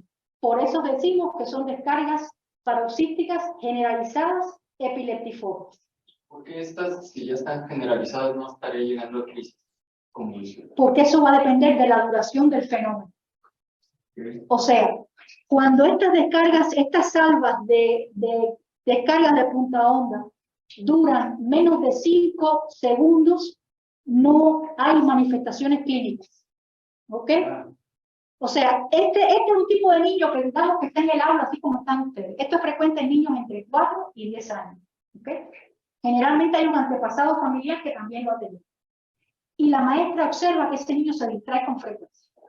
Ese niño como que se desconecta, se queda así, y si lo llaman, perdón, si lo llaman por su nombre, no responde. ¿ok? Y la maestra nota que hay algo raro en ese niño. Generalmente las maestras con experiencia no saben que tiene una crisis epiléptica, saben que ese niño se comporta diferente. Y rápidamente le dicen a la familia, llévenlo al médico a ver qué está pasando. Y entonces el neurólogo, si es avispado, le va a decir en la misma consulta, no le va a mandar a ver el favorable, le va a decir hiperventila, empieza a respirar profundo y seguido, y el niñito ahí, y de buena primera se va a quedar desconectado, y va a tener la crisis de ausencia. Pero eso va a depender, o sea, ¿se acuerdan que les hablé que la hiperventilación era una maniobra para provocar la crisis? Bueno, ya, ahí mismo el diagnóstico lo tiene el neurólogo en la mano. Actualmente con los celulares, el diagnóstico de la epilepsia se ha hecho mucho más liviano, porque los neurólogos le dicen a la familia, grabe la crisis. Cuando tenga la crisis, no se ponga la grito, déjelo con su crisis y grábelo. Y entonces ya se pueden ver elementos clínicos que nos van diciendo si la crisis es generalizada, si es parcial. Y por supuesto, ahí sí les hacen siempre su electroencefalograma, porque la crisis es una manifestación conductual, pero el diagnóstico preciso sí lo da el trazado del electroencefalograma. Pero sí, que se manifieste la crisis depende de la duración del episodio. ¿Okay? No, por nada, buena pregunta. Entonces, como ven, esto es otra cosa, por favor. Aquí hay un hemisferio cerebral que está descargando y el otro está bien. ¿Okay? Y por eso hablamos de una epilepsia de tipo parcial. No todo, sobre todo en las enfermedades psiquiátricas, pueden haber estas manifestaciones epiléptiformes sin que el sujeto tenga crisis clínica. ¿Okay? Y en ese caso no se consideran descargas epileptiformes como tal, sino manifestaciones de arritmia cerebral. ¿Okay? Y entonces vamos a tener un paciente que tiene determinado trastorno psiquiátrico, que puede ser autismo, por ejemplo, y que cuando se le hace su electroencefalograma encontramos una gran cantidad de actividad paroxística, aunque nunca haya tenido crisis epiléptica. Ojo, es importante que recuerden esto. Hay un 20% de la población sana, sin ningún problema, que puede tener alguna descarga paroxística por ahí, aislada, focal, y eso no tiene ninguna trascendencia. ¿Okay? El problema viene cuando existe un cuadro clínico de un cambio de conducta del paciente que se acompaña de una manifestación como esta que estábamos viendo ahorita, que sí es muy severa. ¿Okay? Pero es frecuente que los pacientes con trastornos mentales tengan alguna que otra descarga paroxística y que generalmente se comenta en el trazado, pero en estos momentos no hay un conocimiento suficiente de las consecuencias de esas descargas cuando son muy ligeras y cuando son muy limitadas a determinadas regiones. ¿Okay? Pero sí se sabe, por ejemplo, que en la esquizofrenia pueden haber anormalidades en regiones temporales izquierdas, ¿okay? Y que estas pueden ser no paroxísticas, sino lentas. Los trastornos distímicos, o sea, las depresiones, pueden tener también mayor incidencia de descargas paroxísticas focales. Y en el trastorno de espectro autista, estos niños, hasta en un 70% de los pacientes, tienen unos electroencefalogramas extremadamente anormales desde el punto de vista paroxístico, con una gran cantidad de actividad, que uno lo que se pregunta es cómo es posible que no tenga crisis. ¿Okay? Eso puede pasar. ¿Okay? Hay un trastorno raro, pero que se ve, que es el estatus epiléptico que no manifiesta crisis clínica. O sea, el paciente llega a emergencia con un deterioro de conciencia y nadie sabe qué es lo que le pasa. Está en coma, pero no se sabe qué causa el coma. Si afortunadamente disponen en ese departamento de emergencia de un electroencefalógrafo y lo registran, puede ser que encuentren un estado eléctrico epiléptico. O sea, su electro está lleno de actividad paroxística, pero él lo único que manifiesta es una conciencia. ¿Ok? Y si lo tratan y le quitan todas las descargas paroxísticas, lo mejor. ¿Ok? O sea, este asunto de las epilepsias y el eje es un campo bastante vasto de conocimiento que quizás se salga un poco del interés de ustedes, pero bueno, se los traigo porque existen esas manifestaciones en los pacientes con trastornos psiquiátricos. ¿Okay? El análisis cuantitativo del eje, déjenme ver cuánto tiempo me queda. Vamos bien con el tiempo. O sea, una cosa es ver el trazado, así como lo vemos aquí, que dicho sea de paso, esto es un trazado de un sujeto dormido. ¿Okay? Lo vamos a ver enseguida lo que es. Y otra cuestión es cuantificar cómo están las energías de las distintas frecuencias y comparar eso con los valores de energía esperados para sujetos sanos de esa edad. De manera que podemos saber si un sujeto tiene un exceso de actividad alfa, si tiene un exceso de actividad teta, en el caso del supuesto anciano en estudio. El hecho de poder hacer una cuantificación de qué tanta energía hay de cada una de las frecuencias y que esto se pueda comparar con una tabla de sujetos normales, es lo que da lugar al análisis cuantitativo del eje. Es una de las formas de análisis cuantitativo llamado análisis de frecuencia. ¿Okay? ¿Por qué? Porque cada vez más aparecen métodos de análisis cuantitativo del electroencefalograma que tienen más que ver, por ejemplo, con la sincronización de las dos señales, que tienen que ver con la coherencia, y que son métodos todos que nos ayudan a caracterizar un poco mejor qué cosa, la sincronización de la actividad eléctrica cerebral. O sea, qué tan simultáneamente esas neuronas están modificando su actividad. En el análisis de frecuencia, ya en vez de tener una curva en el tiempo, vamos a tener otra curva diferente que se llama espectro de potencia. ¿Okay? Y que vamos a tener aquí, en vez del tiempo, como en el electroencefalograma, vamos a tener aquí las frecuencias. Y aquí vamos a tener la energía expresada en microvoltios cuadrados por Hertz. Esto es un método de análisis que lógicamente se generaliza después que se hacen los estudios digitales y que ya se puede aplicar todos los métodos de análisis computacionales para obtener estos efectos de potencia. ¿Okay? Lo interesante es que, por ejemplo, aquí tenemos, ¿se acuerdan que hablábamos de las bandas alfa, teta, beta, etcétera? Bueno, en el espectro de potencia las podemos ver claramente. Esta es la banda alfa, entre 7 y 13 hercios. Esta es la banda beta, las frecuencias más rápidas, de más de 13 hercios. Y estas son las bandas lentas, delta y teta. ¿Okay? El hecho de que se puede calcular el área bajo esta curva nos permite cuantificar qué tanta energía tiene un sujeto en cada una de esas bandas de frecuencia. ¿Okay? Esta es la comparación con la norma que nos va a dar, digamos, esto es un estudio de mapeo cerebral. ¿Okay?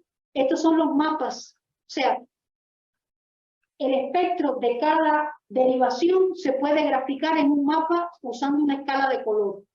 Y aquí abajo vemos la comparación de ese resultado de ese paciente con respecto a sujetos de su misma edad. De manera que podemos ver excesos o disminuciones en la cantidad de energía para una banda específica de frecuencia. ¿Okay? Y eso nos habla de que puede haber, por ejemplo, una normalidad si hay un exceso de actividad lenta, o en el caso de un niño, si hay una disminución del alfa, eso nos puede avisar de que hay un determinado retraso en la maduración de la actividad eléctrica cerebral de ese sujeto. ¿Okay? Fíjense, este es el mapa Z, o sea, el mapa de la comparación. En este mapa ya no estamos viendo la actividad de ese sujeto, sino el resultado de comparar esa actividad del sujeto con el de un grupo de su edad. Y vamos a ver que tiene más de 3 desviaciones de estándar por encima de actividad teta en regiones frontales. ¿Okay? Y esto puede ser un indicio de anormalidad. ¿Okay? Muchas veces estas alteraciones no se ven a simple vista en el trazado simple que uno ve de análisis visual, pero la posibilidad de hacer el análisis cuantitativo enriquece muchísimo el alcance de la técnica, al punto de que se han creado subgrupos electroencefalográficos en relación, con distintos trastornos psiquiátricos. ¿Okay? Esto es un tema muy debatido. O sea, este fue un estudio que salió, digamos que en el año 88, después de eso, desde este momento ahora ha llovido muchísimo. Son estudios controversiales porque hay un elemento importante que es el diagnóstico clínico de los pacientes con trastornos psiquiátricos. Si los criterios clínicos no son suficientemente firmes, necesariamente el electroencefalograma lo que nos dé es muy difícil de poder generalizar. ¿Ok?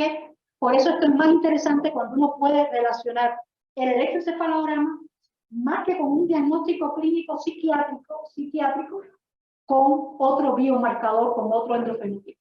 ¿Ok? Entonces, sí es posible llegar a conclusiones un poco más precisas. Pero bueno, vemos que sí, en determinadas enfermedades hay aumentos y disminuciones de distintas bandas de frecuencia. Este es un estudio, por ejemplo, que se hizo en trastornos con enfermedades de depresión mayor y se encontró un exceso de actividad lenta en las regiones frontales, ¿ok? En un grupo de sujetos. Aquí se realizó un análisis de fuente. Este fue un estudio que hizo mi predecesora, la doctora Josefina Ricardo, y que se publicó en el año 2009, ¿ok? Y descansa en un análisis de fuente de corriente de electroencefalograma, ¿ok? Finalmente, los estudios electroencefalográficos prolongados en el tiempo, los estudios de sueño, ¿ok? Es posible que algunos conozcan algo de esto. Es un tipo de estudio muy interesante porque en vez de limitar el electroencefalograma a 30 minutos, que es lo que se estudia habitualmente en un sujeto despierto, sencillamente se deja al sujeto durmiendo en el laboratorio.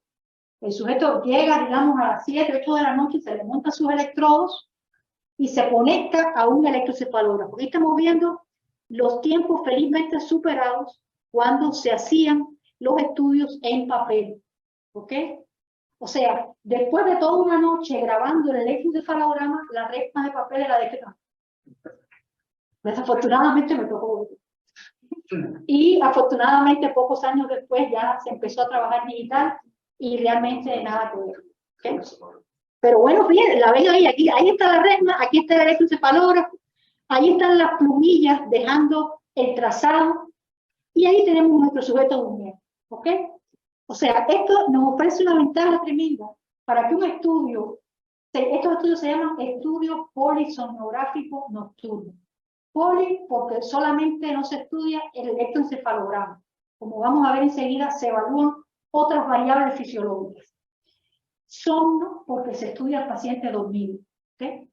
Y sencillamente se le deja dormir ad libitum. El paciente llega, la preparación es la misma que para un electroencefalograma, cabello limpio, seco, sin nada de gel. Y el sujeto llega, se supone que para lograr un estudio adecuado hay que crear un mínimo de condiciones razonables, o sea, una habitación climatizada, con una cama cómoda, porque el sujeto al final de cuentas se va a enfrentar a un efecto de primera noche en el laboratorio, o sea, ellos no están acostumbrados a dormir con electrodos fijados en su cabeza.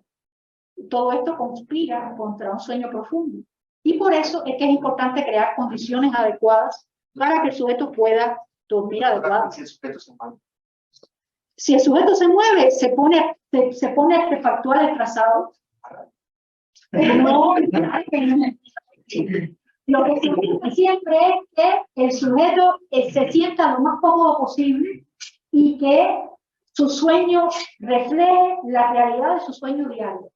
O sea, si lo amarramos, el sujeto, por supuesto, que lo que va a querer es salir corriendo y no vamos a poder hacer nada. ¿Qué es lo que sí se fija? Los electrodos craneales. Para este tipo de estudio no se usan gorritos porque los electrodos, exactamente. ¿Sí qué? Polodión. Polodión es una sustancia, un polímero muy interesante porque a temperatura ambiente es líquido mientras está cerrado en su botella, que debe ser idealmente ámbar para que la luz no lo modifique. Pero el polodión es líquido, pero con el contacto con el aire ambiental se convierte en plástico, en una película plástica muy delgadita que se seca y se fija a la piel del paciente. Entonces, ellos se pueden mover, siempre el movimiento va a introducir cierto artefacto, pero no se le cae a su dedo. ¿Okay? Eso es todo. Entonces, eso nos va a permitir estudiar el sueño de toda la noche y cuantificar una vez más las fases de sueño que tiene el sujeto. Recordarán ustedes que existen dos fases de sueño, sueño de ondas lentas y sueño de movimientos oculares rápidos o sueño moro. Siempre para caracterizar el sueño vamos a ver tres tipos de señales electrofisiológicas. Los movimientos oculares, el tono muscular en el mentón, aquí se fijan los dos electrodos con colodión también, y el electroencefalograma o las manifestaciones cerebrales de los cambios con la fase de sueño. ¿Okay? Eso nos va a permitir hacer un diagnóstico de en qué fase de sueño está un sujeto en cada momento. ¿Y por qué mentón? Porque el mentón tiene una ventaja. O sea, hay que conocer cómo está la actividad eléctrica cerebral, cómo están los movimientos de los ojos y cómo está el tono muscular. ¿Okay? Acuérdense que el sueño REM se caracteriza porque hay mucho movimiento ocular y el sujeto está en hipotonía o atonía total del REM. ¿Okay? ¿Por qué en el mentón? Ponte a pensar si ponemos los electrodos en el antebrazo. Por más que lo fijemos, en cuanto el sujeto haga cualquier movimiento, los electrodos se fueron a abolir. Mientras que aquí en el mentón están bien inmovilizados, ¿ok? Y al mismo tiempo no le generan molestia al sujeto tampoco, ¿ok? Este tipo de estudios es hasta en niños recién nacidos, ¿eh? O sea, es completamente inocuo, pero por eso se decidió en los años 60, finales de los 60, utilizar ese tipo de montaje para caracterizar el sueño en el humano. ¿Okay? Doctora, para el caso de los bebés, por ejemplo, cuando están dormidos, hacen como si estuviesen funcionando. Sí, porque el problema es que los bebés en su primer mes de vida tienen mucho sueño activo. El sueño activo es el precursor del sueño REM. Y es una cosa muy bonita de ver porque el niño está aparentemente dormido y de buena a primera empieza a mover la cara, a mover los ojos, mueve los bracitos, succiona, y no abre los ojos, o sea. Y lo que tiene es que tiene sueño REM en ese momento. ¿Okay? En el neonato, o sea, como vamos a ver enseguida, en el adulto, el sueño REM ocupa el 25% de la noche. En el recién nacido ocupa el 50% de las 24 horas del día. Y además de eso, ellos empiezan a dormirse por el sueño REM, por el sueño muerto. De ahí que cuando el niño se duerme, inmediatamente, y a veces la familia se asusta porque ven que hace son movimientos, tendrá crisis epiléptica. No, señor. El niño tiene sueño, está durmiendo con un tipo particular de sueño. No lo despierte, no lo toque, no pasa nada. Déjalo dormir tranquilo. Después de los 3 meses ya el sueño empieza a parecerse más al del adulto y no parecen esos fenómenos. ¿Okay? Pero no es una cuestión preocupante, es un cuestión completamente. Y se llama así sueño activo, justamente por ese aspecto que toma el nombre. ¿Se refiere a que no pasa primero por el sueño de ambas niñas? Exactamente, exactamente. Perdón, ¿este patrón de sueño es únicamente en primates o se ha visto en otros? Sí, mira, la distinción del sueño REM, del sueño MOR y sueño REM ocurre en mamíferos, ocurre en primates y ocurre también en aves. O sea, los animales de sangre caliente son los que tienen típicamente el sueño REM.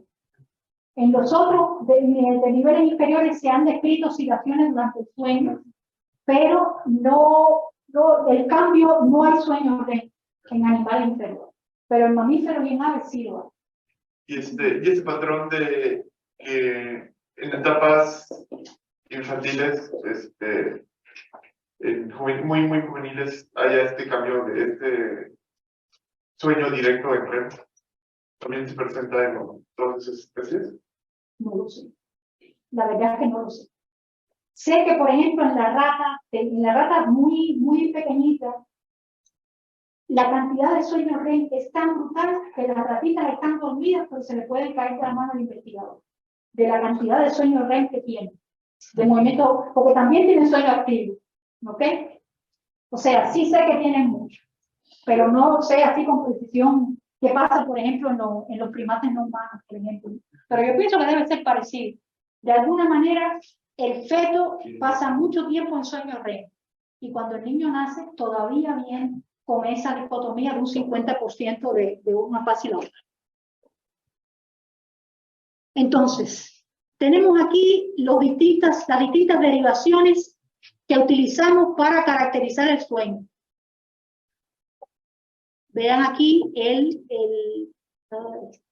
electroencefalograma, EEG 1, 2, típicamente se pone una región frontal y otra región occipital para ver el alfa. Los movimientos oculares, el electroculograma se pone 1 centímetro por encima y 1 centímetro por debajo del ángulo externo del ojo. Y el electromiograma submentoniano que se llama. ¿Okay? Y ahí estamos viendo el tono muscular. ¿Qué pasa? A lo largo de la noche, todos esos canales electrofisiológicos van a cambiar. Y esos cambios son los que nos van a permitir a nosotros identificar en qué fase de sueño está el sujeto. Fíjense, aquí el sujeto está despierto, ¿ok? Tiene ritmo alfa en vigilia, movimientos oculares rápidos, pero aquí ocurrió una cosa. Nuestro sujeto no abrió los ojos, nuestro sujeto se empieza a adormecer y a entrar en fase 1 de sueño lento. Fíjense cómo se cae la amplitud del alfa y empiezan a aparecer estos movimientos lentos de los ojos. Estos se llaman movimientos pendulares de los ojos y son propios del sueño muy superficial. ¿Okay? El tono muscular sigue siendo bastante alto, presente. Nuestro sujeto continúa durmiéndose y lo tenemos en fase 2. ¿Cómo lo sabemos? Porque tenemos aquí los usos de sueño. ¿Okay? Son estas salvas de entre 13 y 14 hercios en regiones centrales. Fíjense que ya no queda nada del ritmo alfa, no hay movimientos de los ojos y el tono muscular está más disminuido. Comienza a aparecer el sueño no REM profundo, el sueño lento, el sueño delta. Fíjense cómo empiezan a aparecer las ondas lentas de gran amplitud, ondas que tienen que tener menos de 3.5 hercios y deben desplazar de amplitud hasta 75 microvoltios, ¿ok? Fíjense que no ocupan toda la página que estoy mirando, sino menos del 50%. Y como no hay movimientos de los ojos y como el tono muscular está bajito. Fase 4, sueño no REM profundo, sueño delta. Fíjense la gran cantidad de ondas lentas que hay, ondas lentas de gran amplitud, que interesan tanto regiones anteriores como posteriores. Eso es un estado de hipersincronización de la actividad eléctrica cerebral completamente fisiológico, porque eso es lo que debe pasar en el sueño lento profundo. ¿Okay? No hay movimiento de los ojos, estas cositas que vemos aquí es la actividad cerebral que se está colando y la estamos viendo por las derivaciones oculares y el tono muscular continúa muy bajito. Ahora vamos a ver un cambio dramático. Llegamos al sueño REM, sueño por sueño de movimientos oculares rápidos. Fíjense la amplitud con que aparecen los movimientos oculares y cómo el electroencefalograma se caracteriza por una frecuencia beta. Hay ondas lentas de muy baja amplitud y de frecuencias mixtas, más rápido. Ese, señores, es el electroencefalograma de un sujeto que está despierto, atento, con los ojos abiertos, mirando una escena visual. ¿Okay? Los movimientos de los ojos nos están diciendo que está mirando la escena visual. ¿Ok? ¿Y dónde está la paradoja del sueño REM? Justamente en el tono muscular tan disminuido. Por eso el estudio del electromiograma de Merton es tan importante, porque es lo que nos ayuda a identificar en qué fase de sueño está el sujeto y sobre todo reconocer el sueño REM.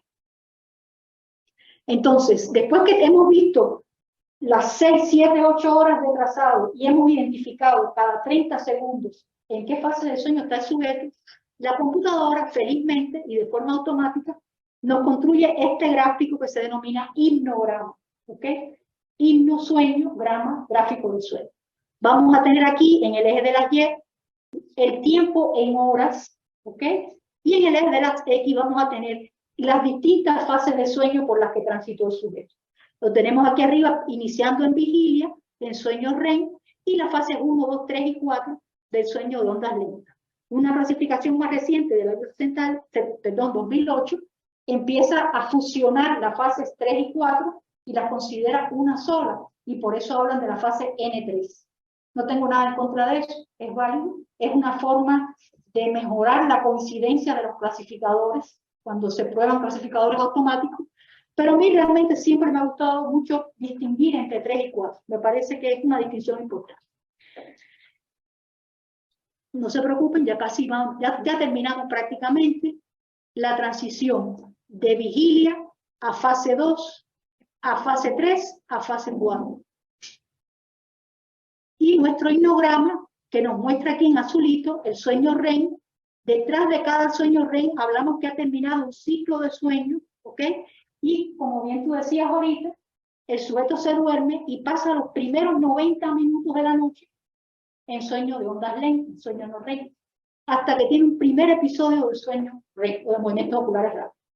Esa transición se denomina ciclo de sueño y todos tenemos cada noche entre 3 y 5 ciclos de sueño. ¿Okay? No se preocupen, ya terminamos. Lo interesante con esto, señores, es que una persona idealmente debe tener proporciones fijas de fases de sueño durante la noche. Por ejemplo, de fase 2 hay que tener 50% de toda la noche. De sueño REM hay que tener 25% de toda la noche.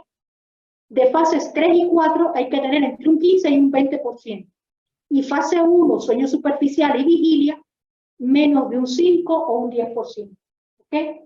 Cuando estas proporciones se cumplen, y el hipnograma tiene este aspecto, entonces podemos, en este aspecto no, este sujeto estuvo despierto muchísimo rato ahí, por tanto la eficiencia del sueño debe haberse visto afectada. ¿Okay? Pero bueno, una persona sana debe, y un niño ya a partir de los 6 meses, empieza a tener una proporción de fase de sueño así. ¿Okay? ¿Qué pasa? Que esto se altera en algunas enfermedades mentales. Por eso lo traje a colación. Por ejemplo, los sujetos que tienen cuadros ansiosos suelen padecer de insomnio y entonces sus trazados se ven como este. ¿Ok? Fíjense qué noche tan desafortunada. El sujeto trató de dormirse, pero se despierta y después, y a la 1 de la mañana, 2:30 de la noche, se despertó un gran plano despierto. Eso es una mala noche. Y la pregunta al día siguiente que uno le hace al sujeto es, ¿durmió como siempre? ¿Durmió peor? ¿Durmió mejor? Y eso nos ayuda a saber si eso es una cuestión habitual o si fue esa noche en el laboratorio. Vean esta cosa desafortunada de aquí abajo. Ese sujeto estuvo toda la noche despierto. Este es un sueño un poquito más razonable, pero ¿qué es lo que falta aquí? A pesar de que este sujeto tiene 3 ciclos de sueño, vean aquí los periodos de sueño REM, nunca profundiza demasiado en fases 3 y 4. ¿Ok? Eso es anormal. Y finalmente, este que vemos aquí abajo, es un paciente con un trastorno presumiblemente afectivo. ¿Por qué? Porque el sueño REM debe aparecer a los 90 minutos de iniciado el sueño. Y en los pacientes que presentan trastornos afectivos de tipo depresivo, se acorta la latencia del sueño REM y eso es considerado un marcador de tipo endofenotipo. ¿Okay? ¿Y qué efecto tiene esto? O sea, la depresión del paciente. La depresión del paciente, ¿cómo influye? Mire, con esto siempre hay que verlo como que hay una relación entre el sueño y la calidad de la vigilia del sueño. ¿Okay? De entrada, una persona que no descansa bien por el día, después está irritable, no se concentra, tiene una sensación de malestar y rinde poco. Todo eso va en contra de su autoestima, o sea, se le estropea la vida. Generalmente, cuando estamos a las 11 de la noche frente al televisor o frente a una pantalla y estamos fascinados con lo que estamos haciendo, no pensamos en que estamos mutilando el sueño. El sueño hay que cuidarlo, hay que respetarlo y hay que dormir sus horas. Ojo, el sueño del primer tercio de la noche es el más importante. En ese primer tercio ocurre un pico de hormonas de crecimiento que tiene implicaciones en la restauración corporal y cerebral y también está la mayor cantidad de sueños de ondas lentas o sueños fase 4. Eso es imprescindible para tener una vigilia adecuada y normal al día siguiente. ¿Qué pasa en este paciente, por ejemplo, con un trastorno de tipo depresivo? Es como si todo el ciclo se corriera hacia adelante. Y entonces, como mismo tiene su primer episodio de sueño REM, a los 30 minutos o 20 minutos después de haber iniciado el sueño, se despierta a las 4 de la mañana. Y entonces tiene lo que se llama un insomnio matutino, un insomnio temprano, que es un signo clínico de depresión. ¿Okay? Entonces, muchos de los estudios que se hacen, por ejemplo, evalúan la respuesta de los pacientes al tratamiento. Y entonces deciden si mejora o no con un tratamiento farmacológico. Pero lo que sí se sabe es que esa latencia precoz del REM y el despertar precoz en la madrugada es una marca biológica de depresión. ¿Okay? Que por demás no tiene nada que ver, o sea, una persona puede ser así y no pasa nada. Lo que sí es que tiene que conocerlo, ¿para qué? Para que se acueste temprano. Porque si encima de que duerme poco se acuesta tarde, termina por no descansar nada. Y en los trastornos mentales en particular y en las epilepsias, un déficit de sueño implica empeoramiento de la enfermedad. ¿Ok? Y hasta aquí llegamos. Muchísimas gracias por haberme escuchado. Si tienen alguna pregunta, con mucho gusto. Esto es la playa de Varadero.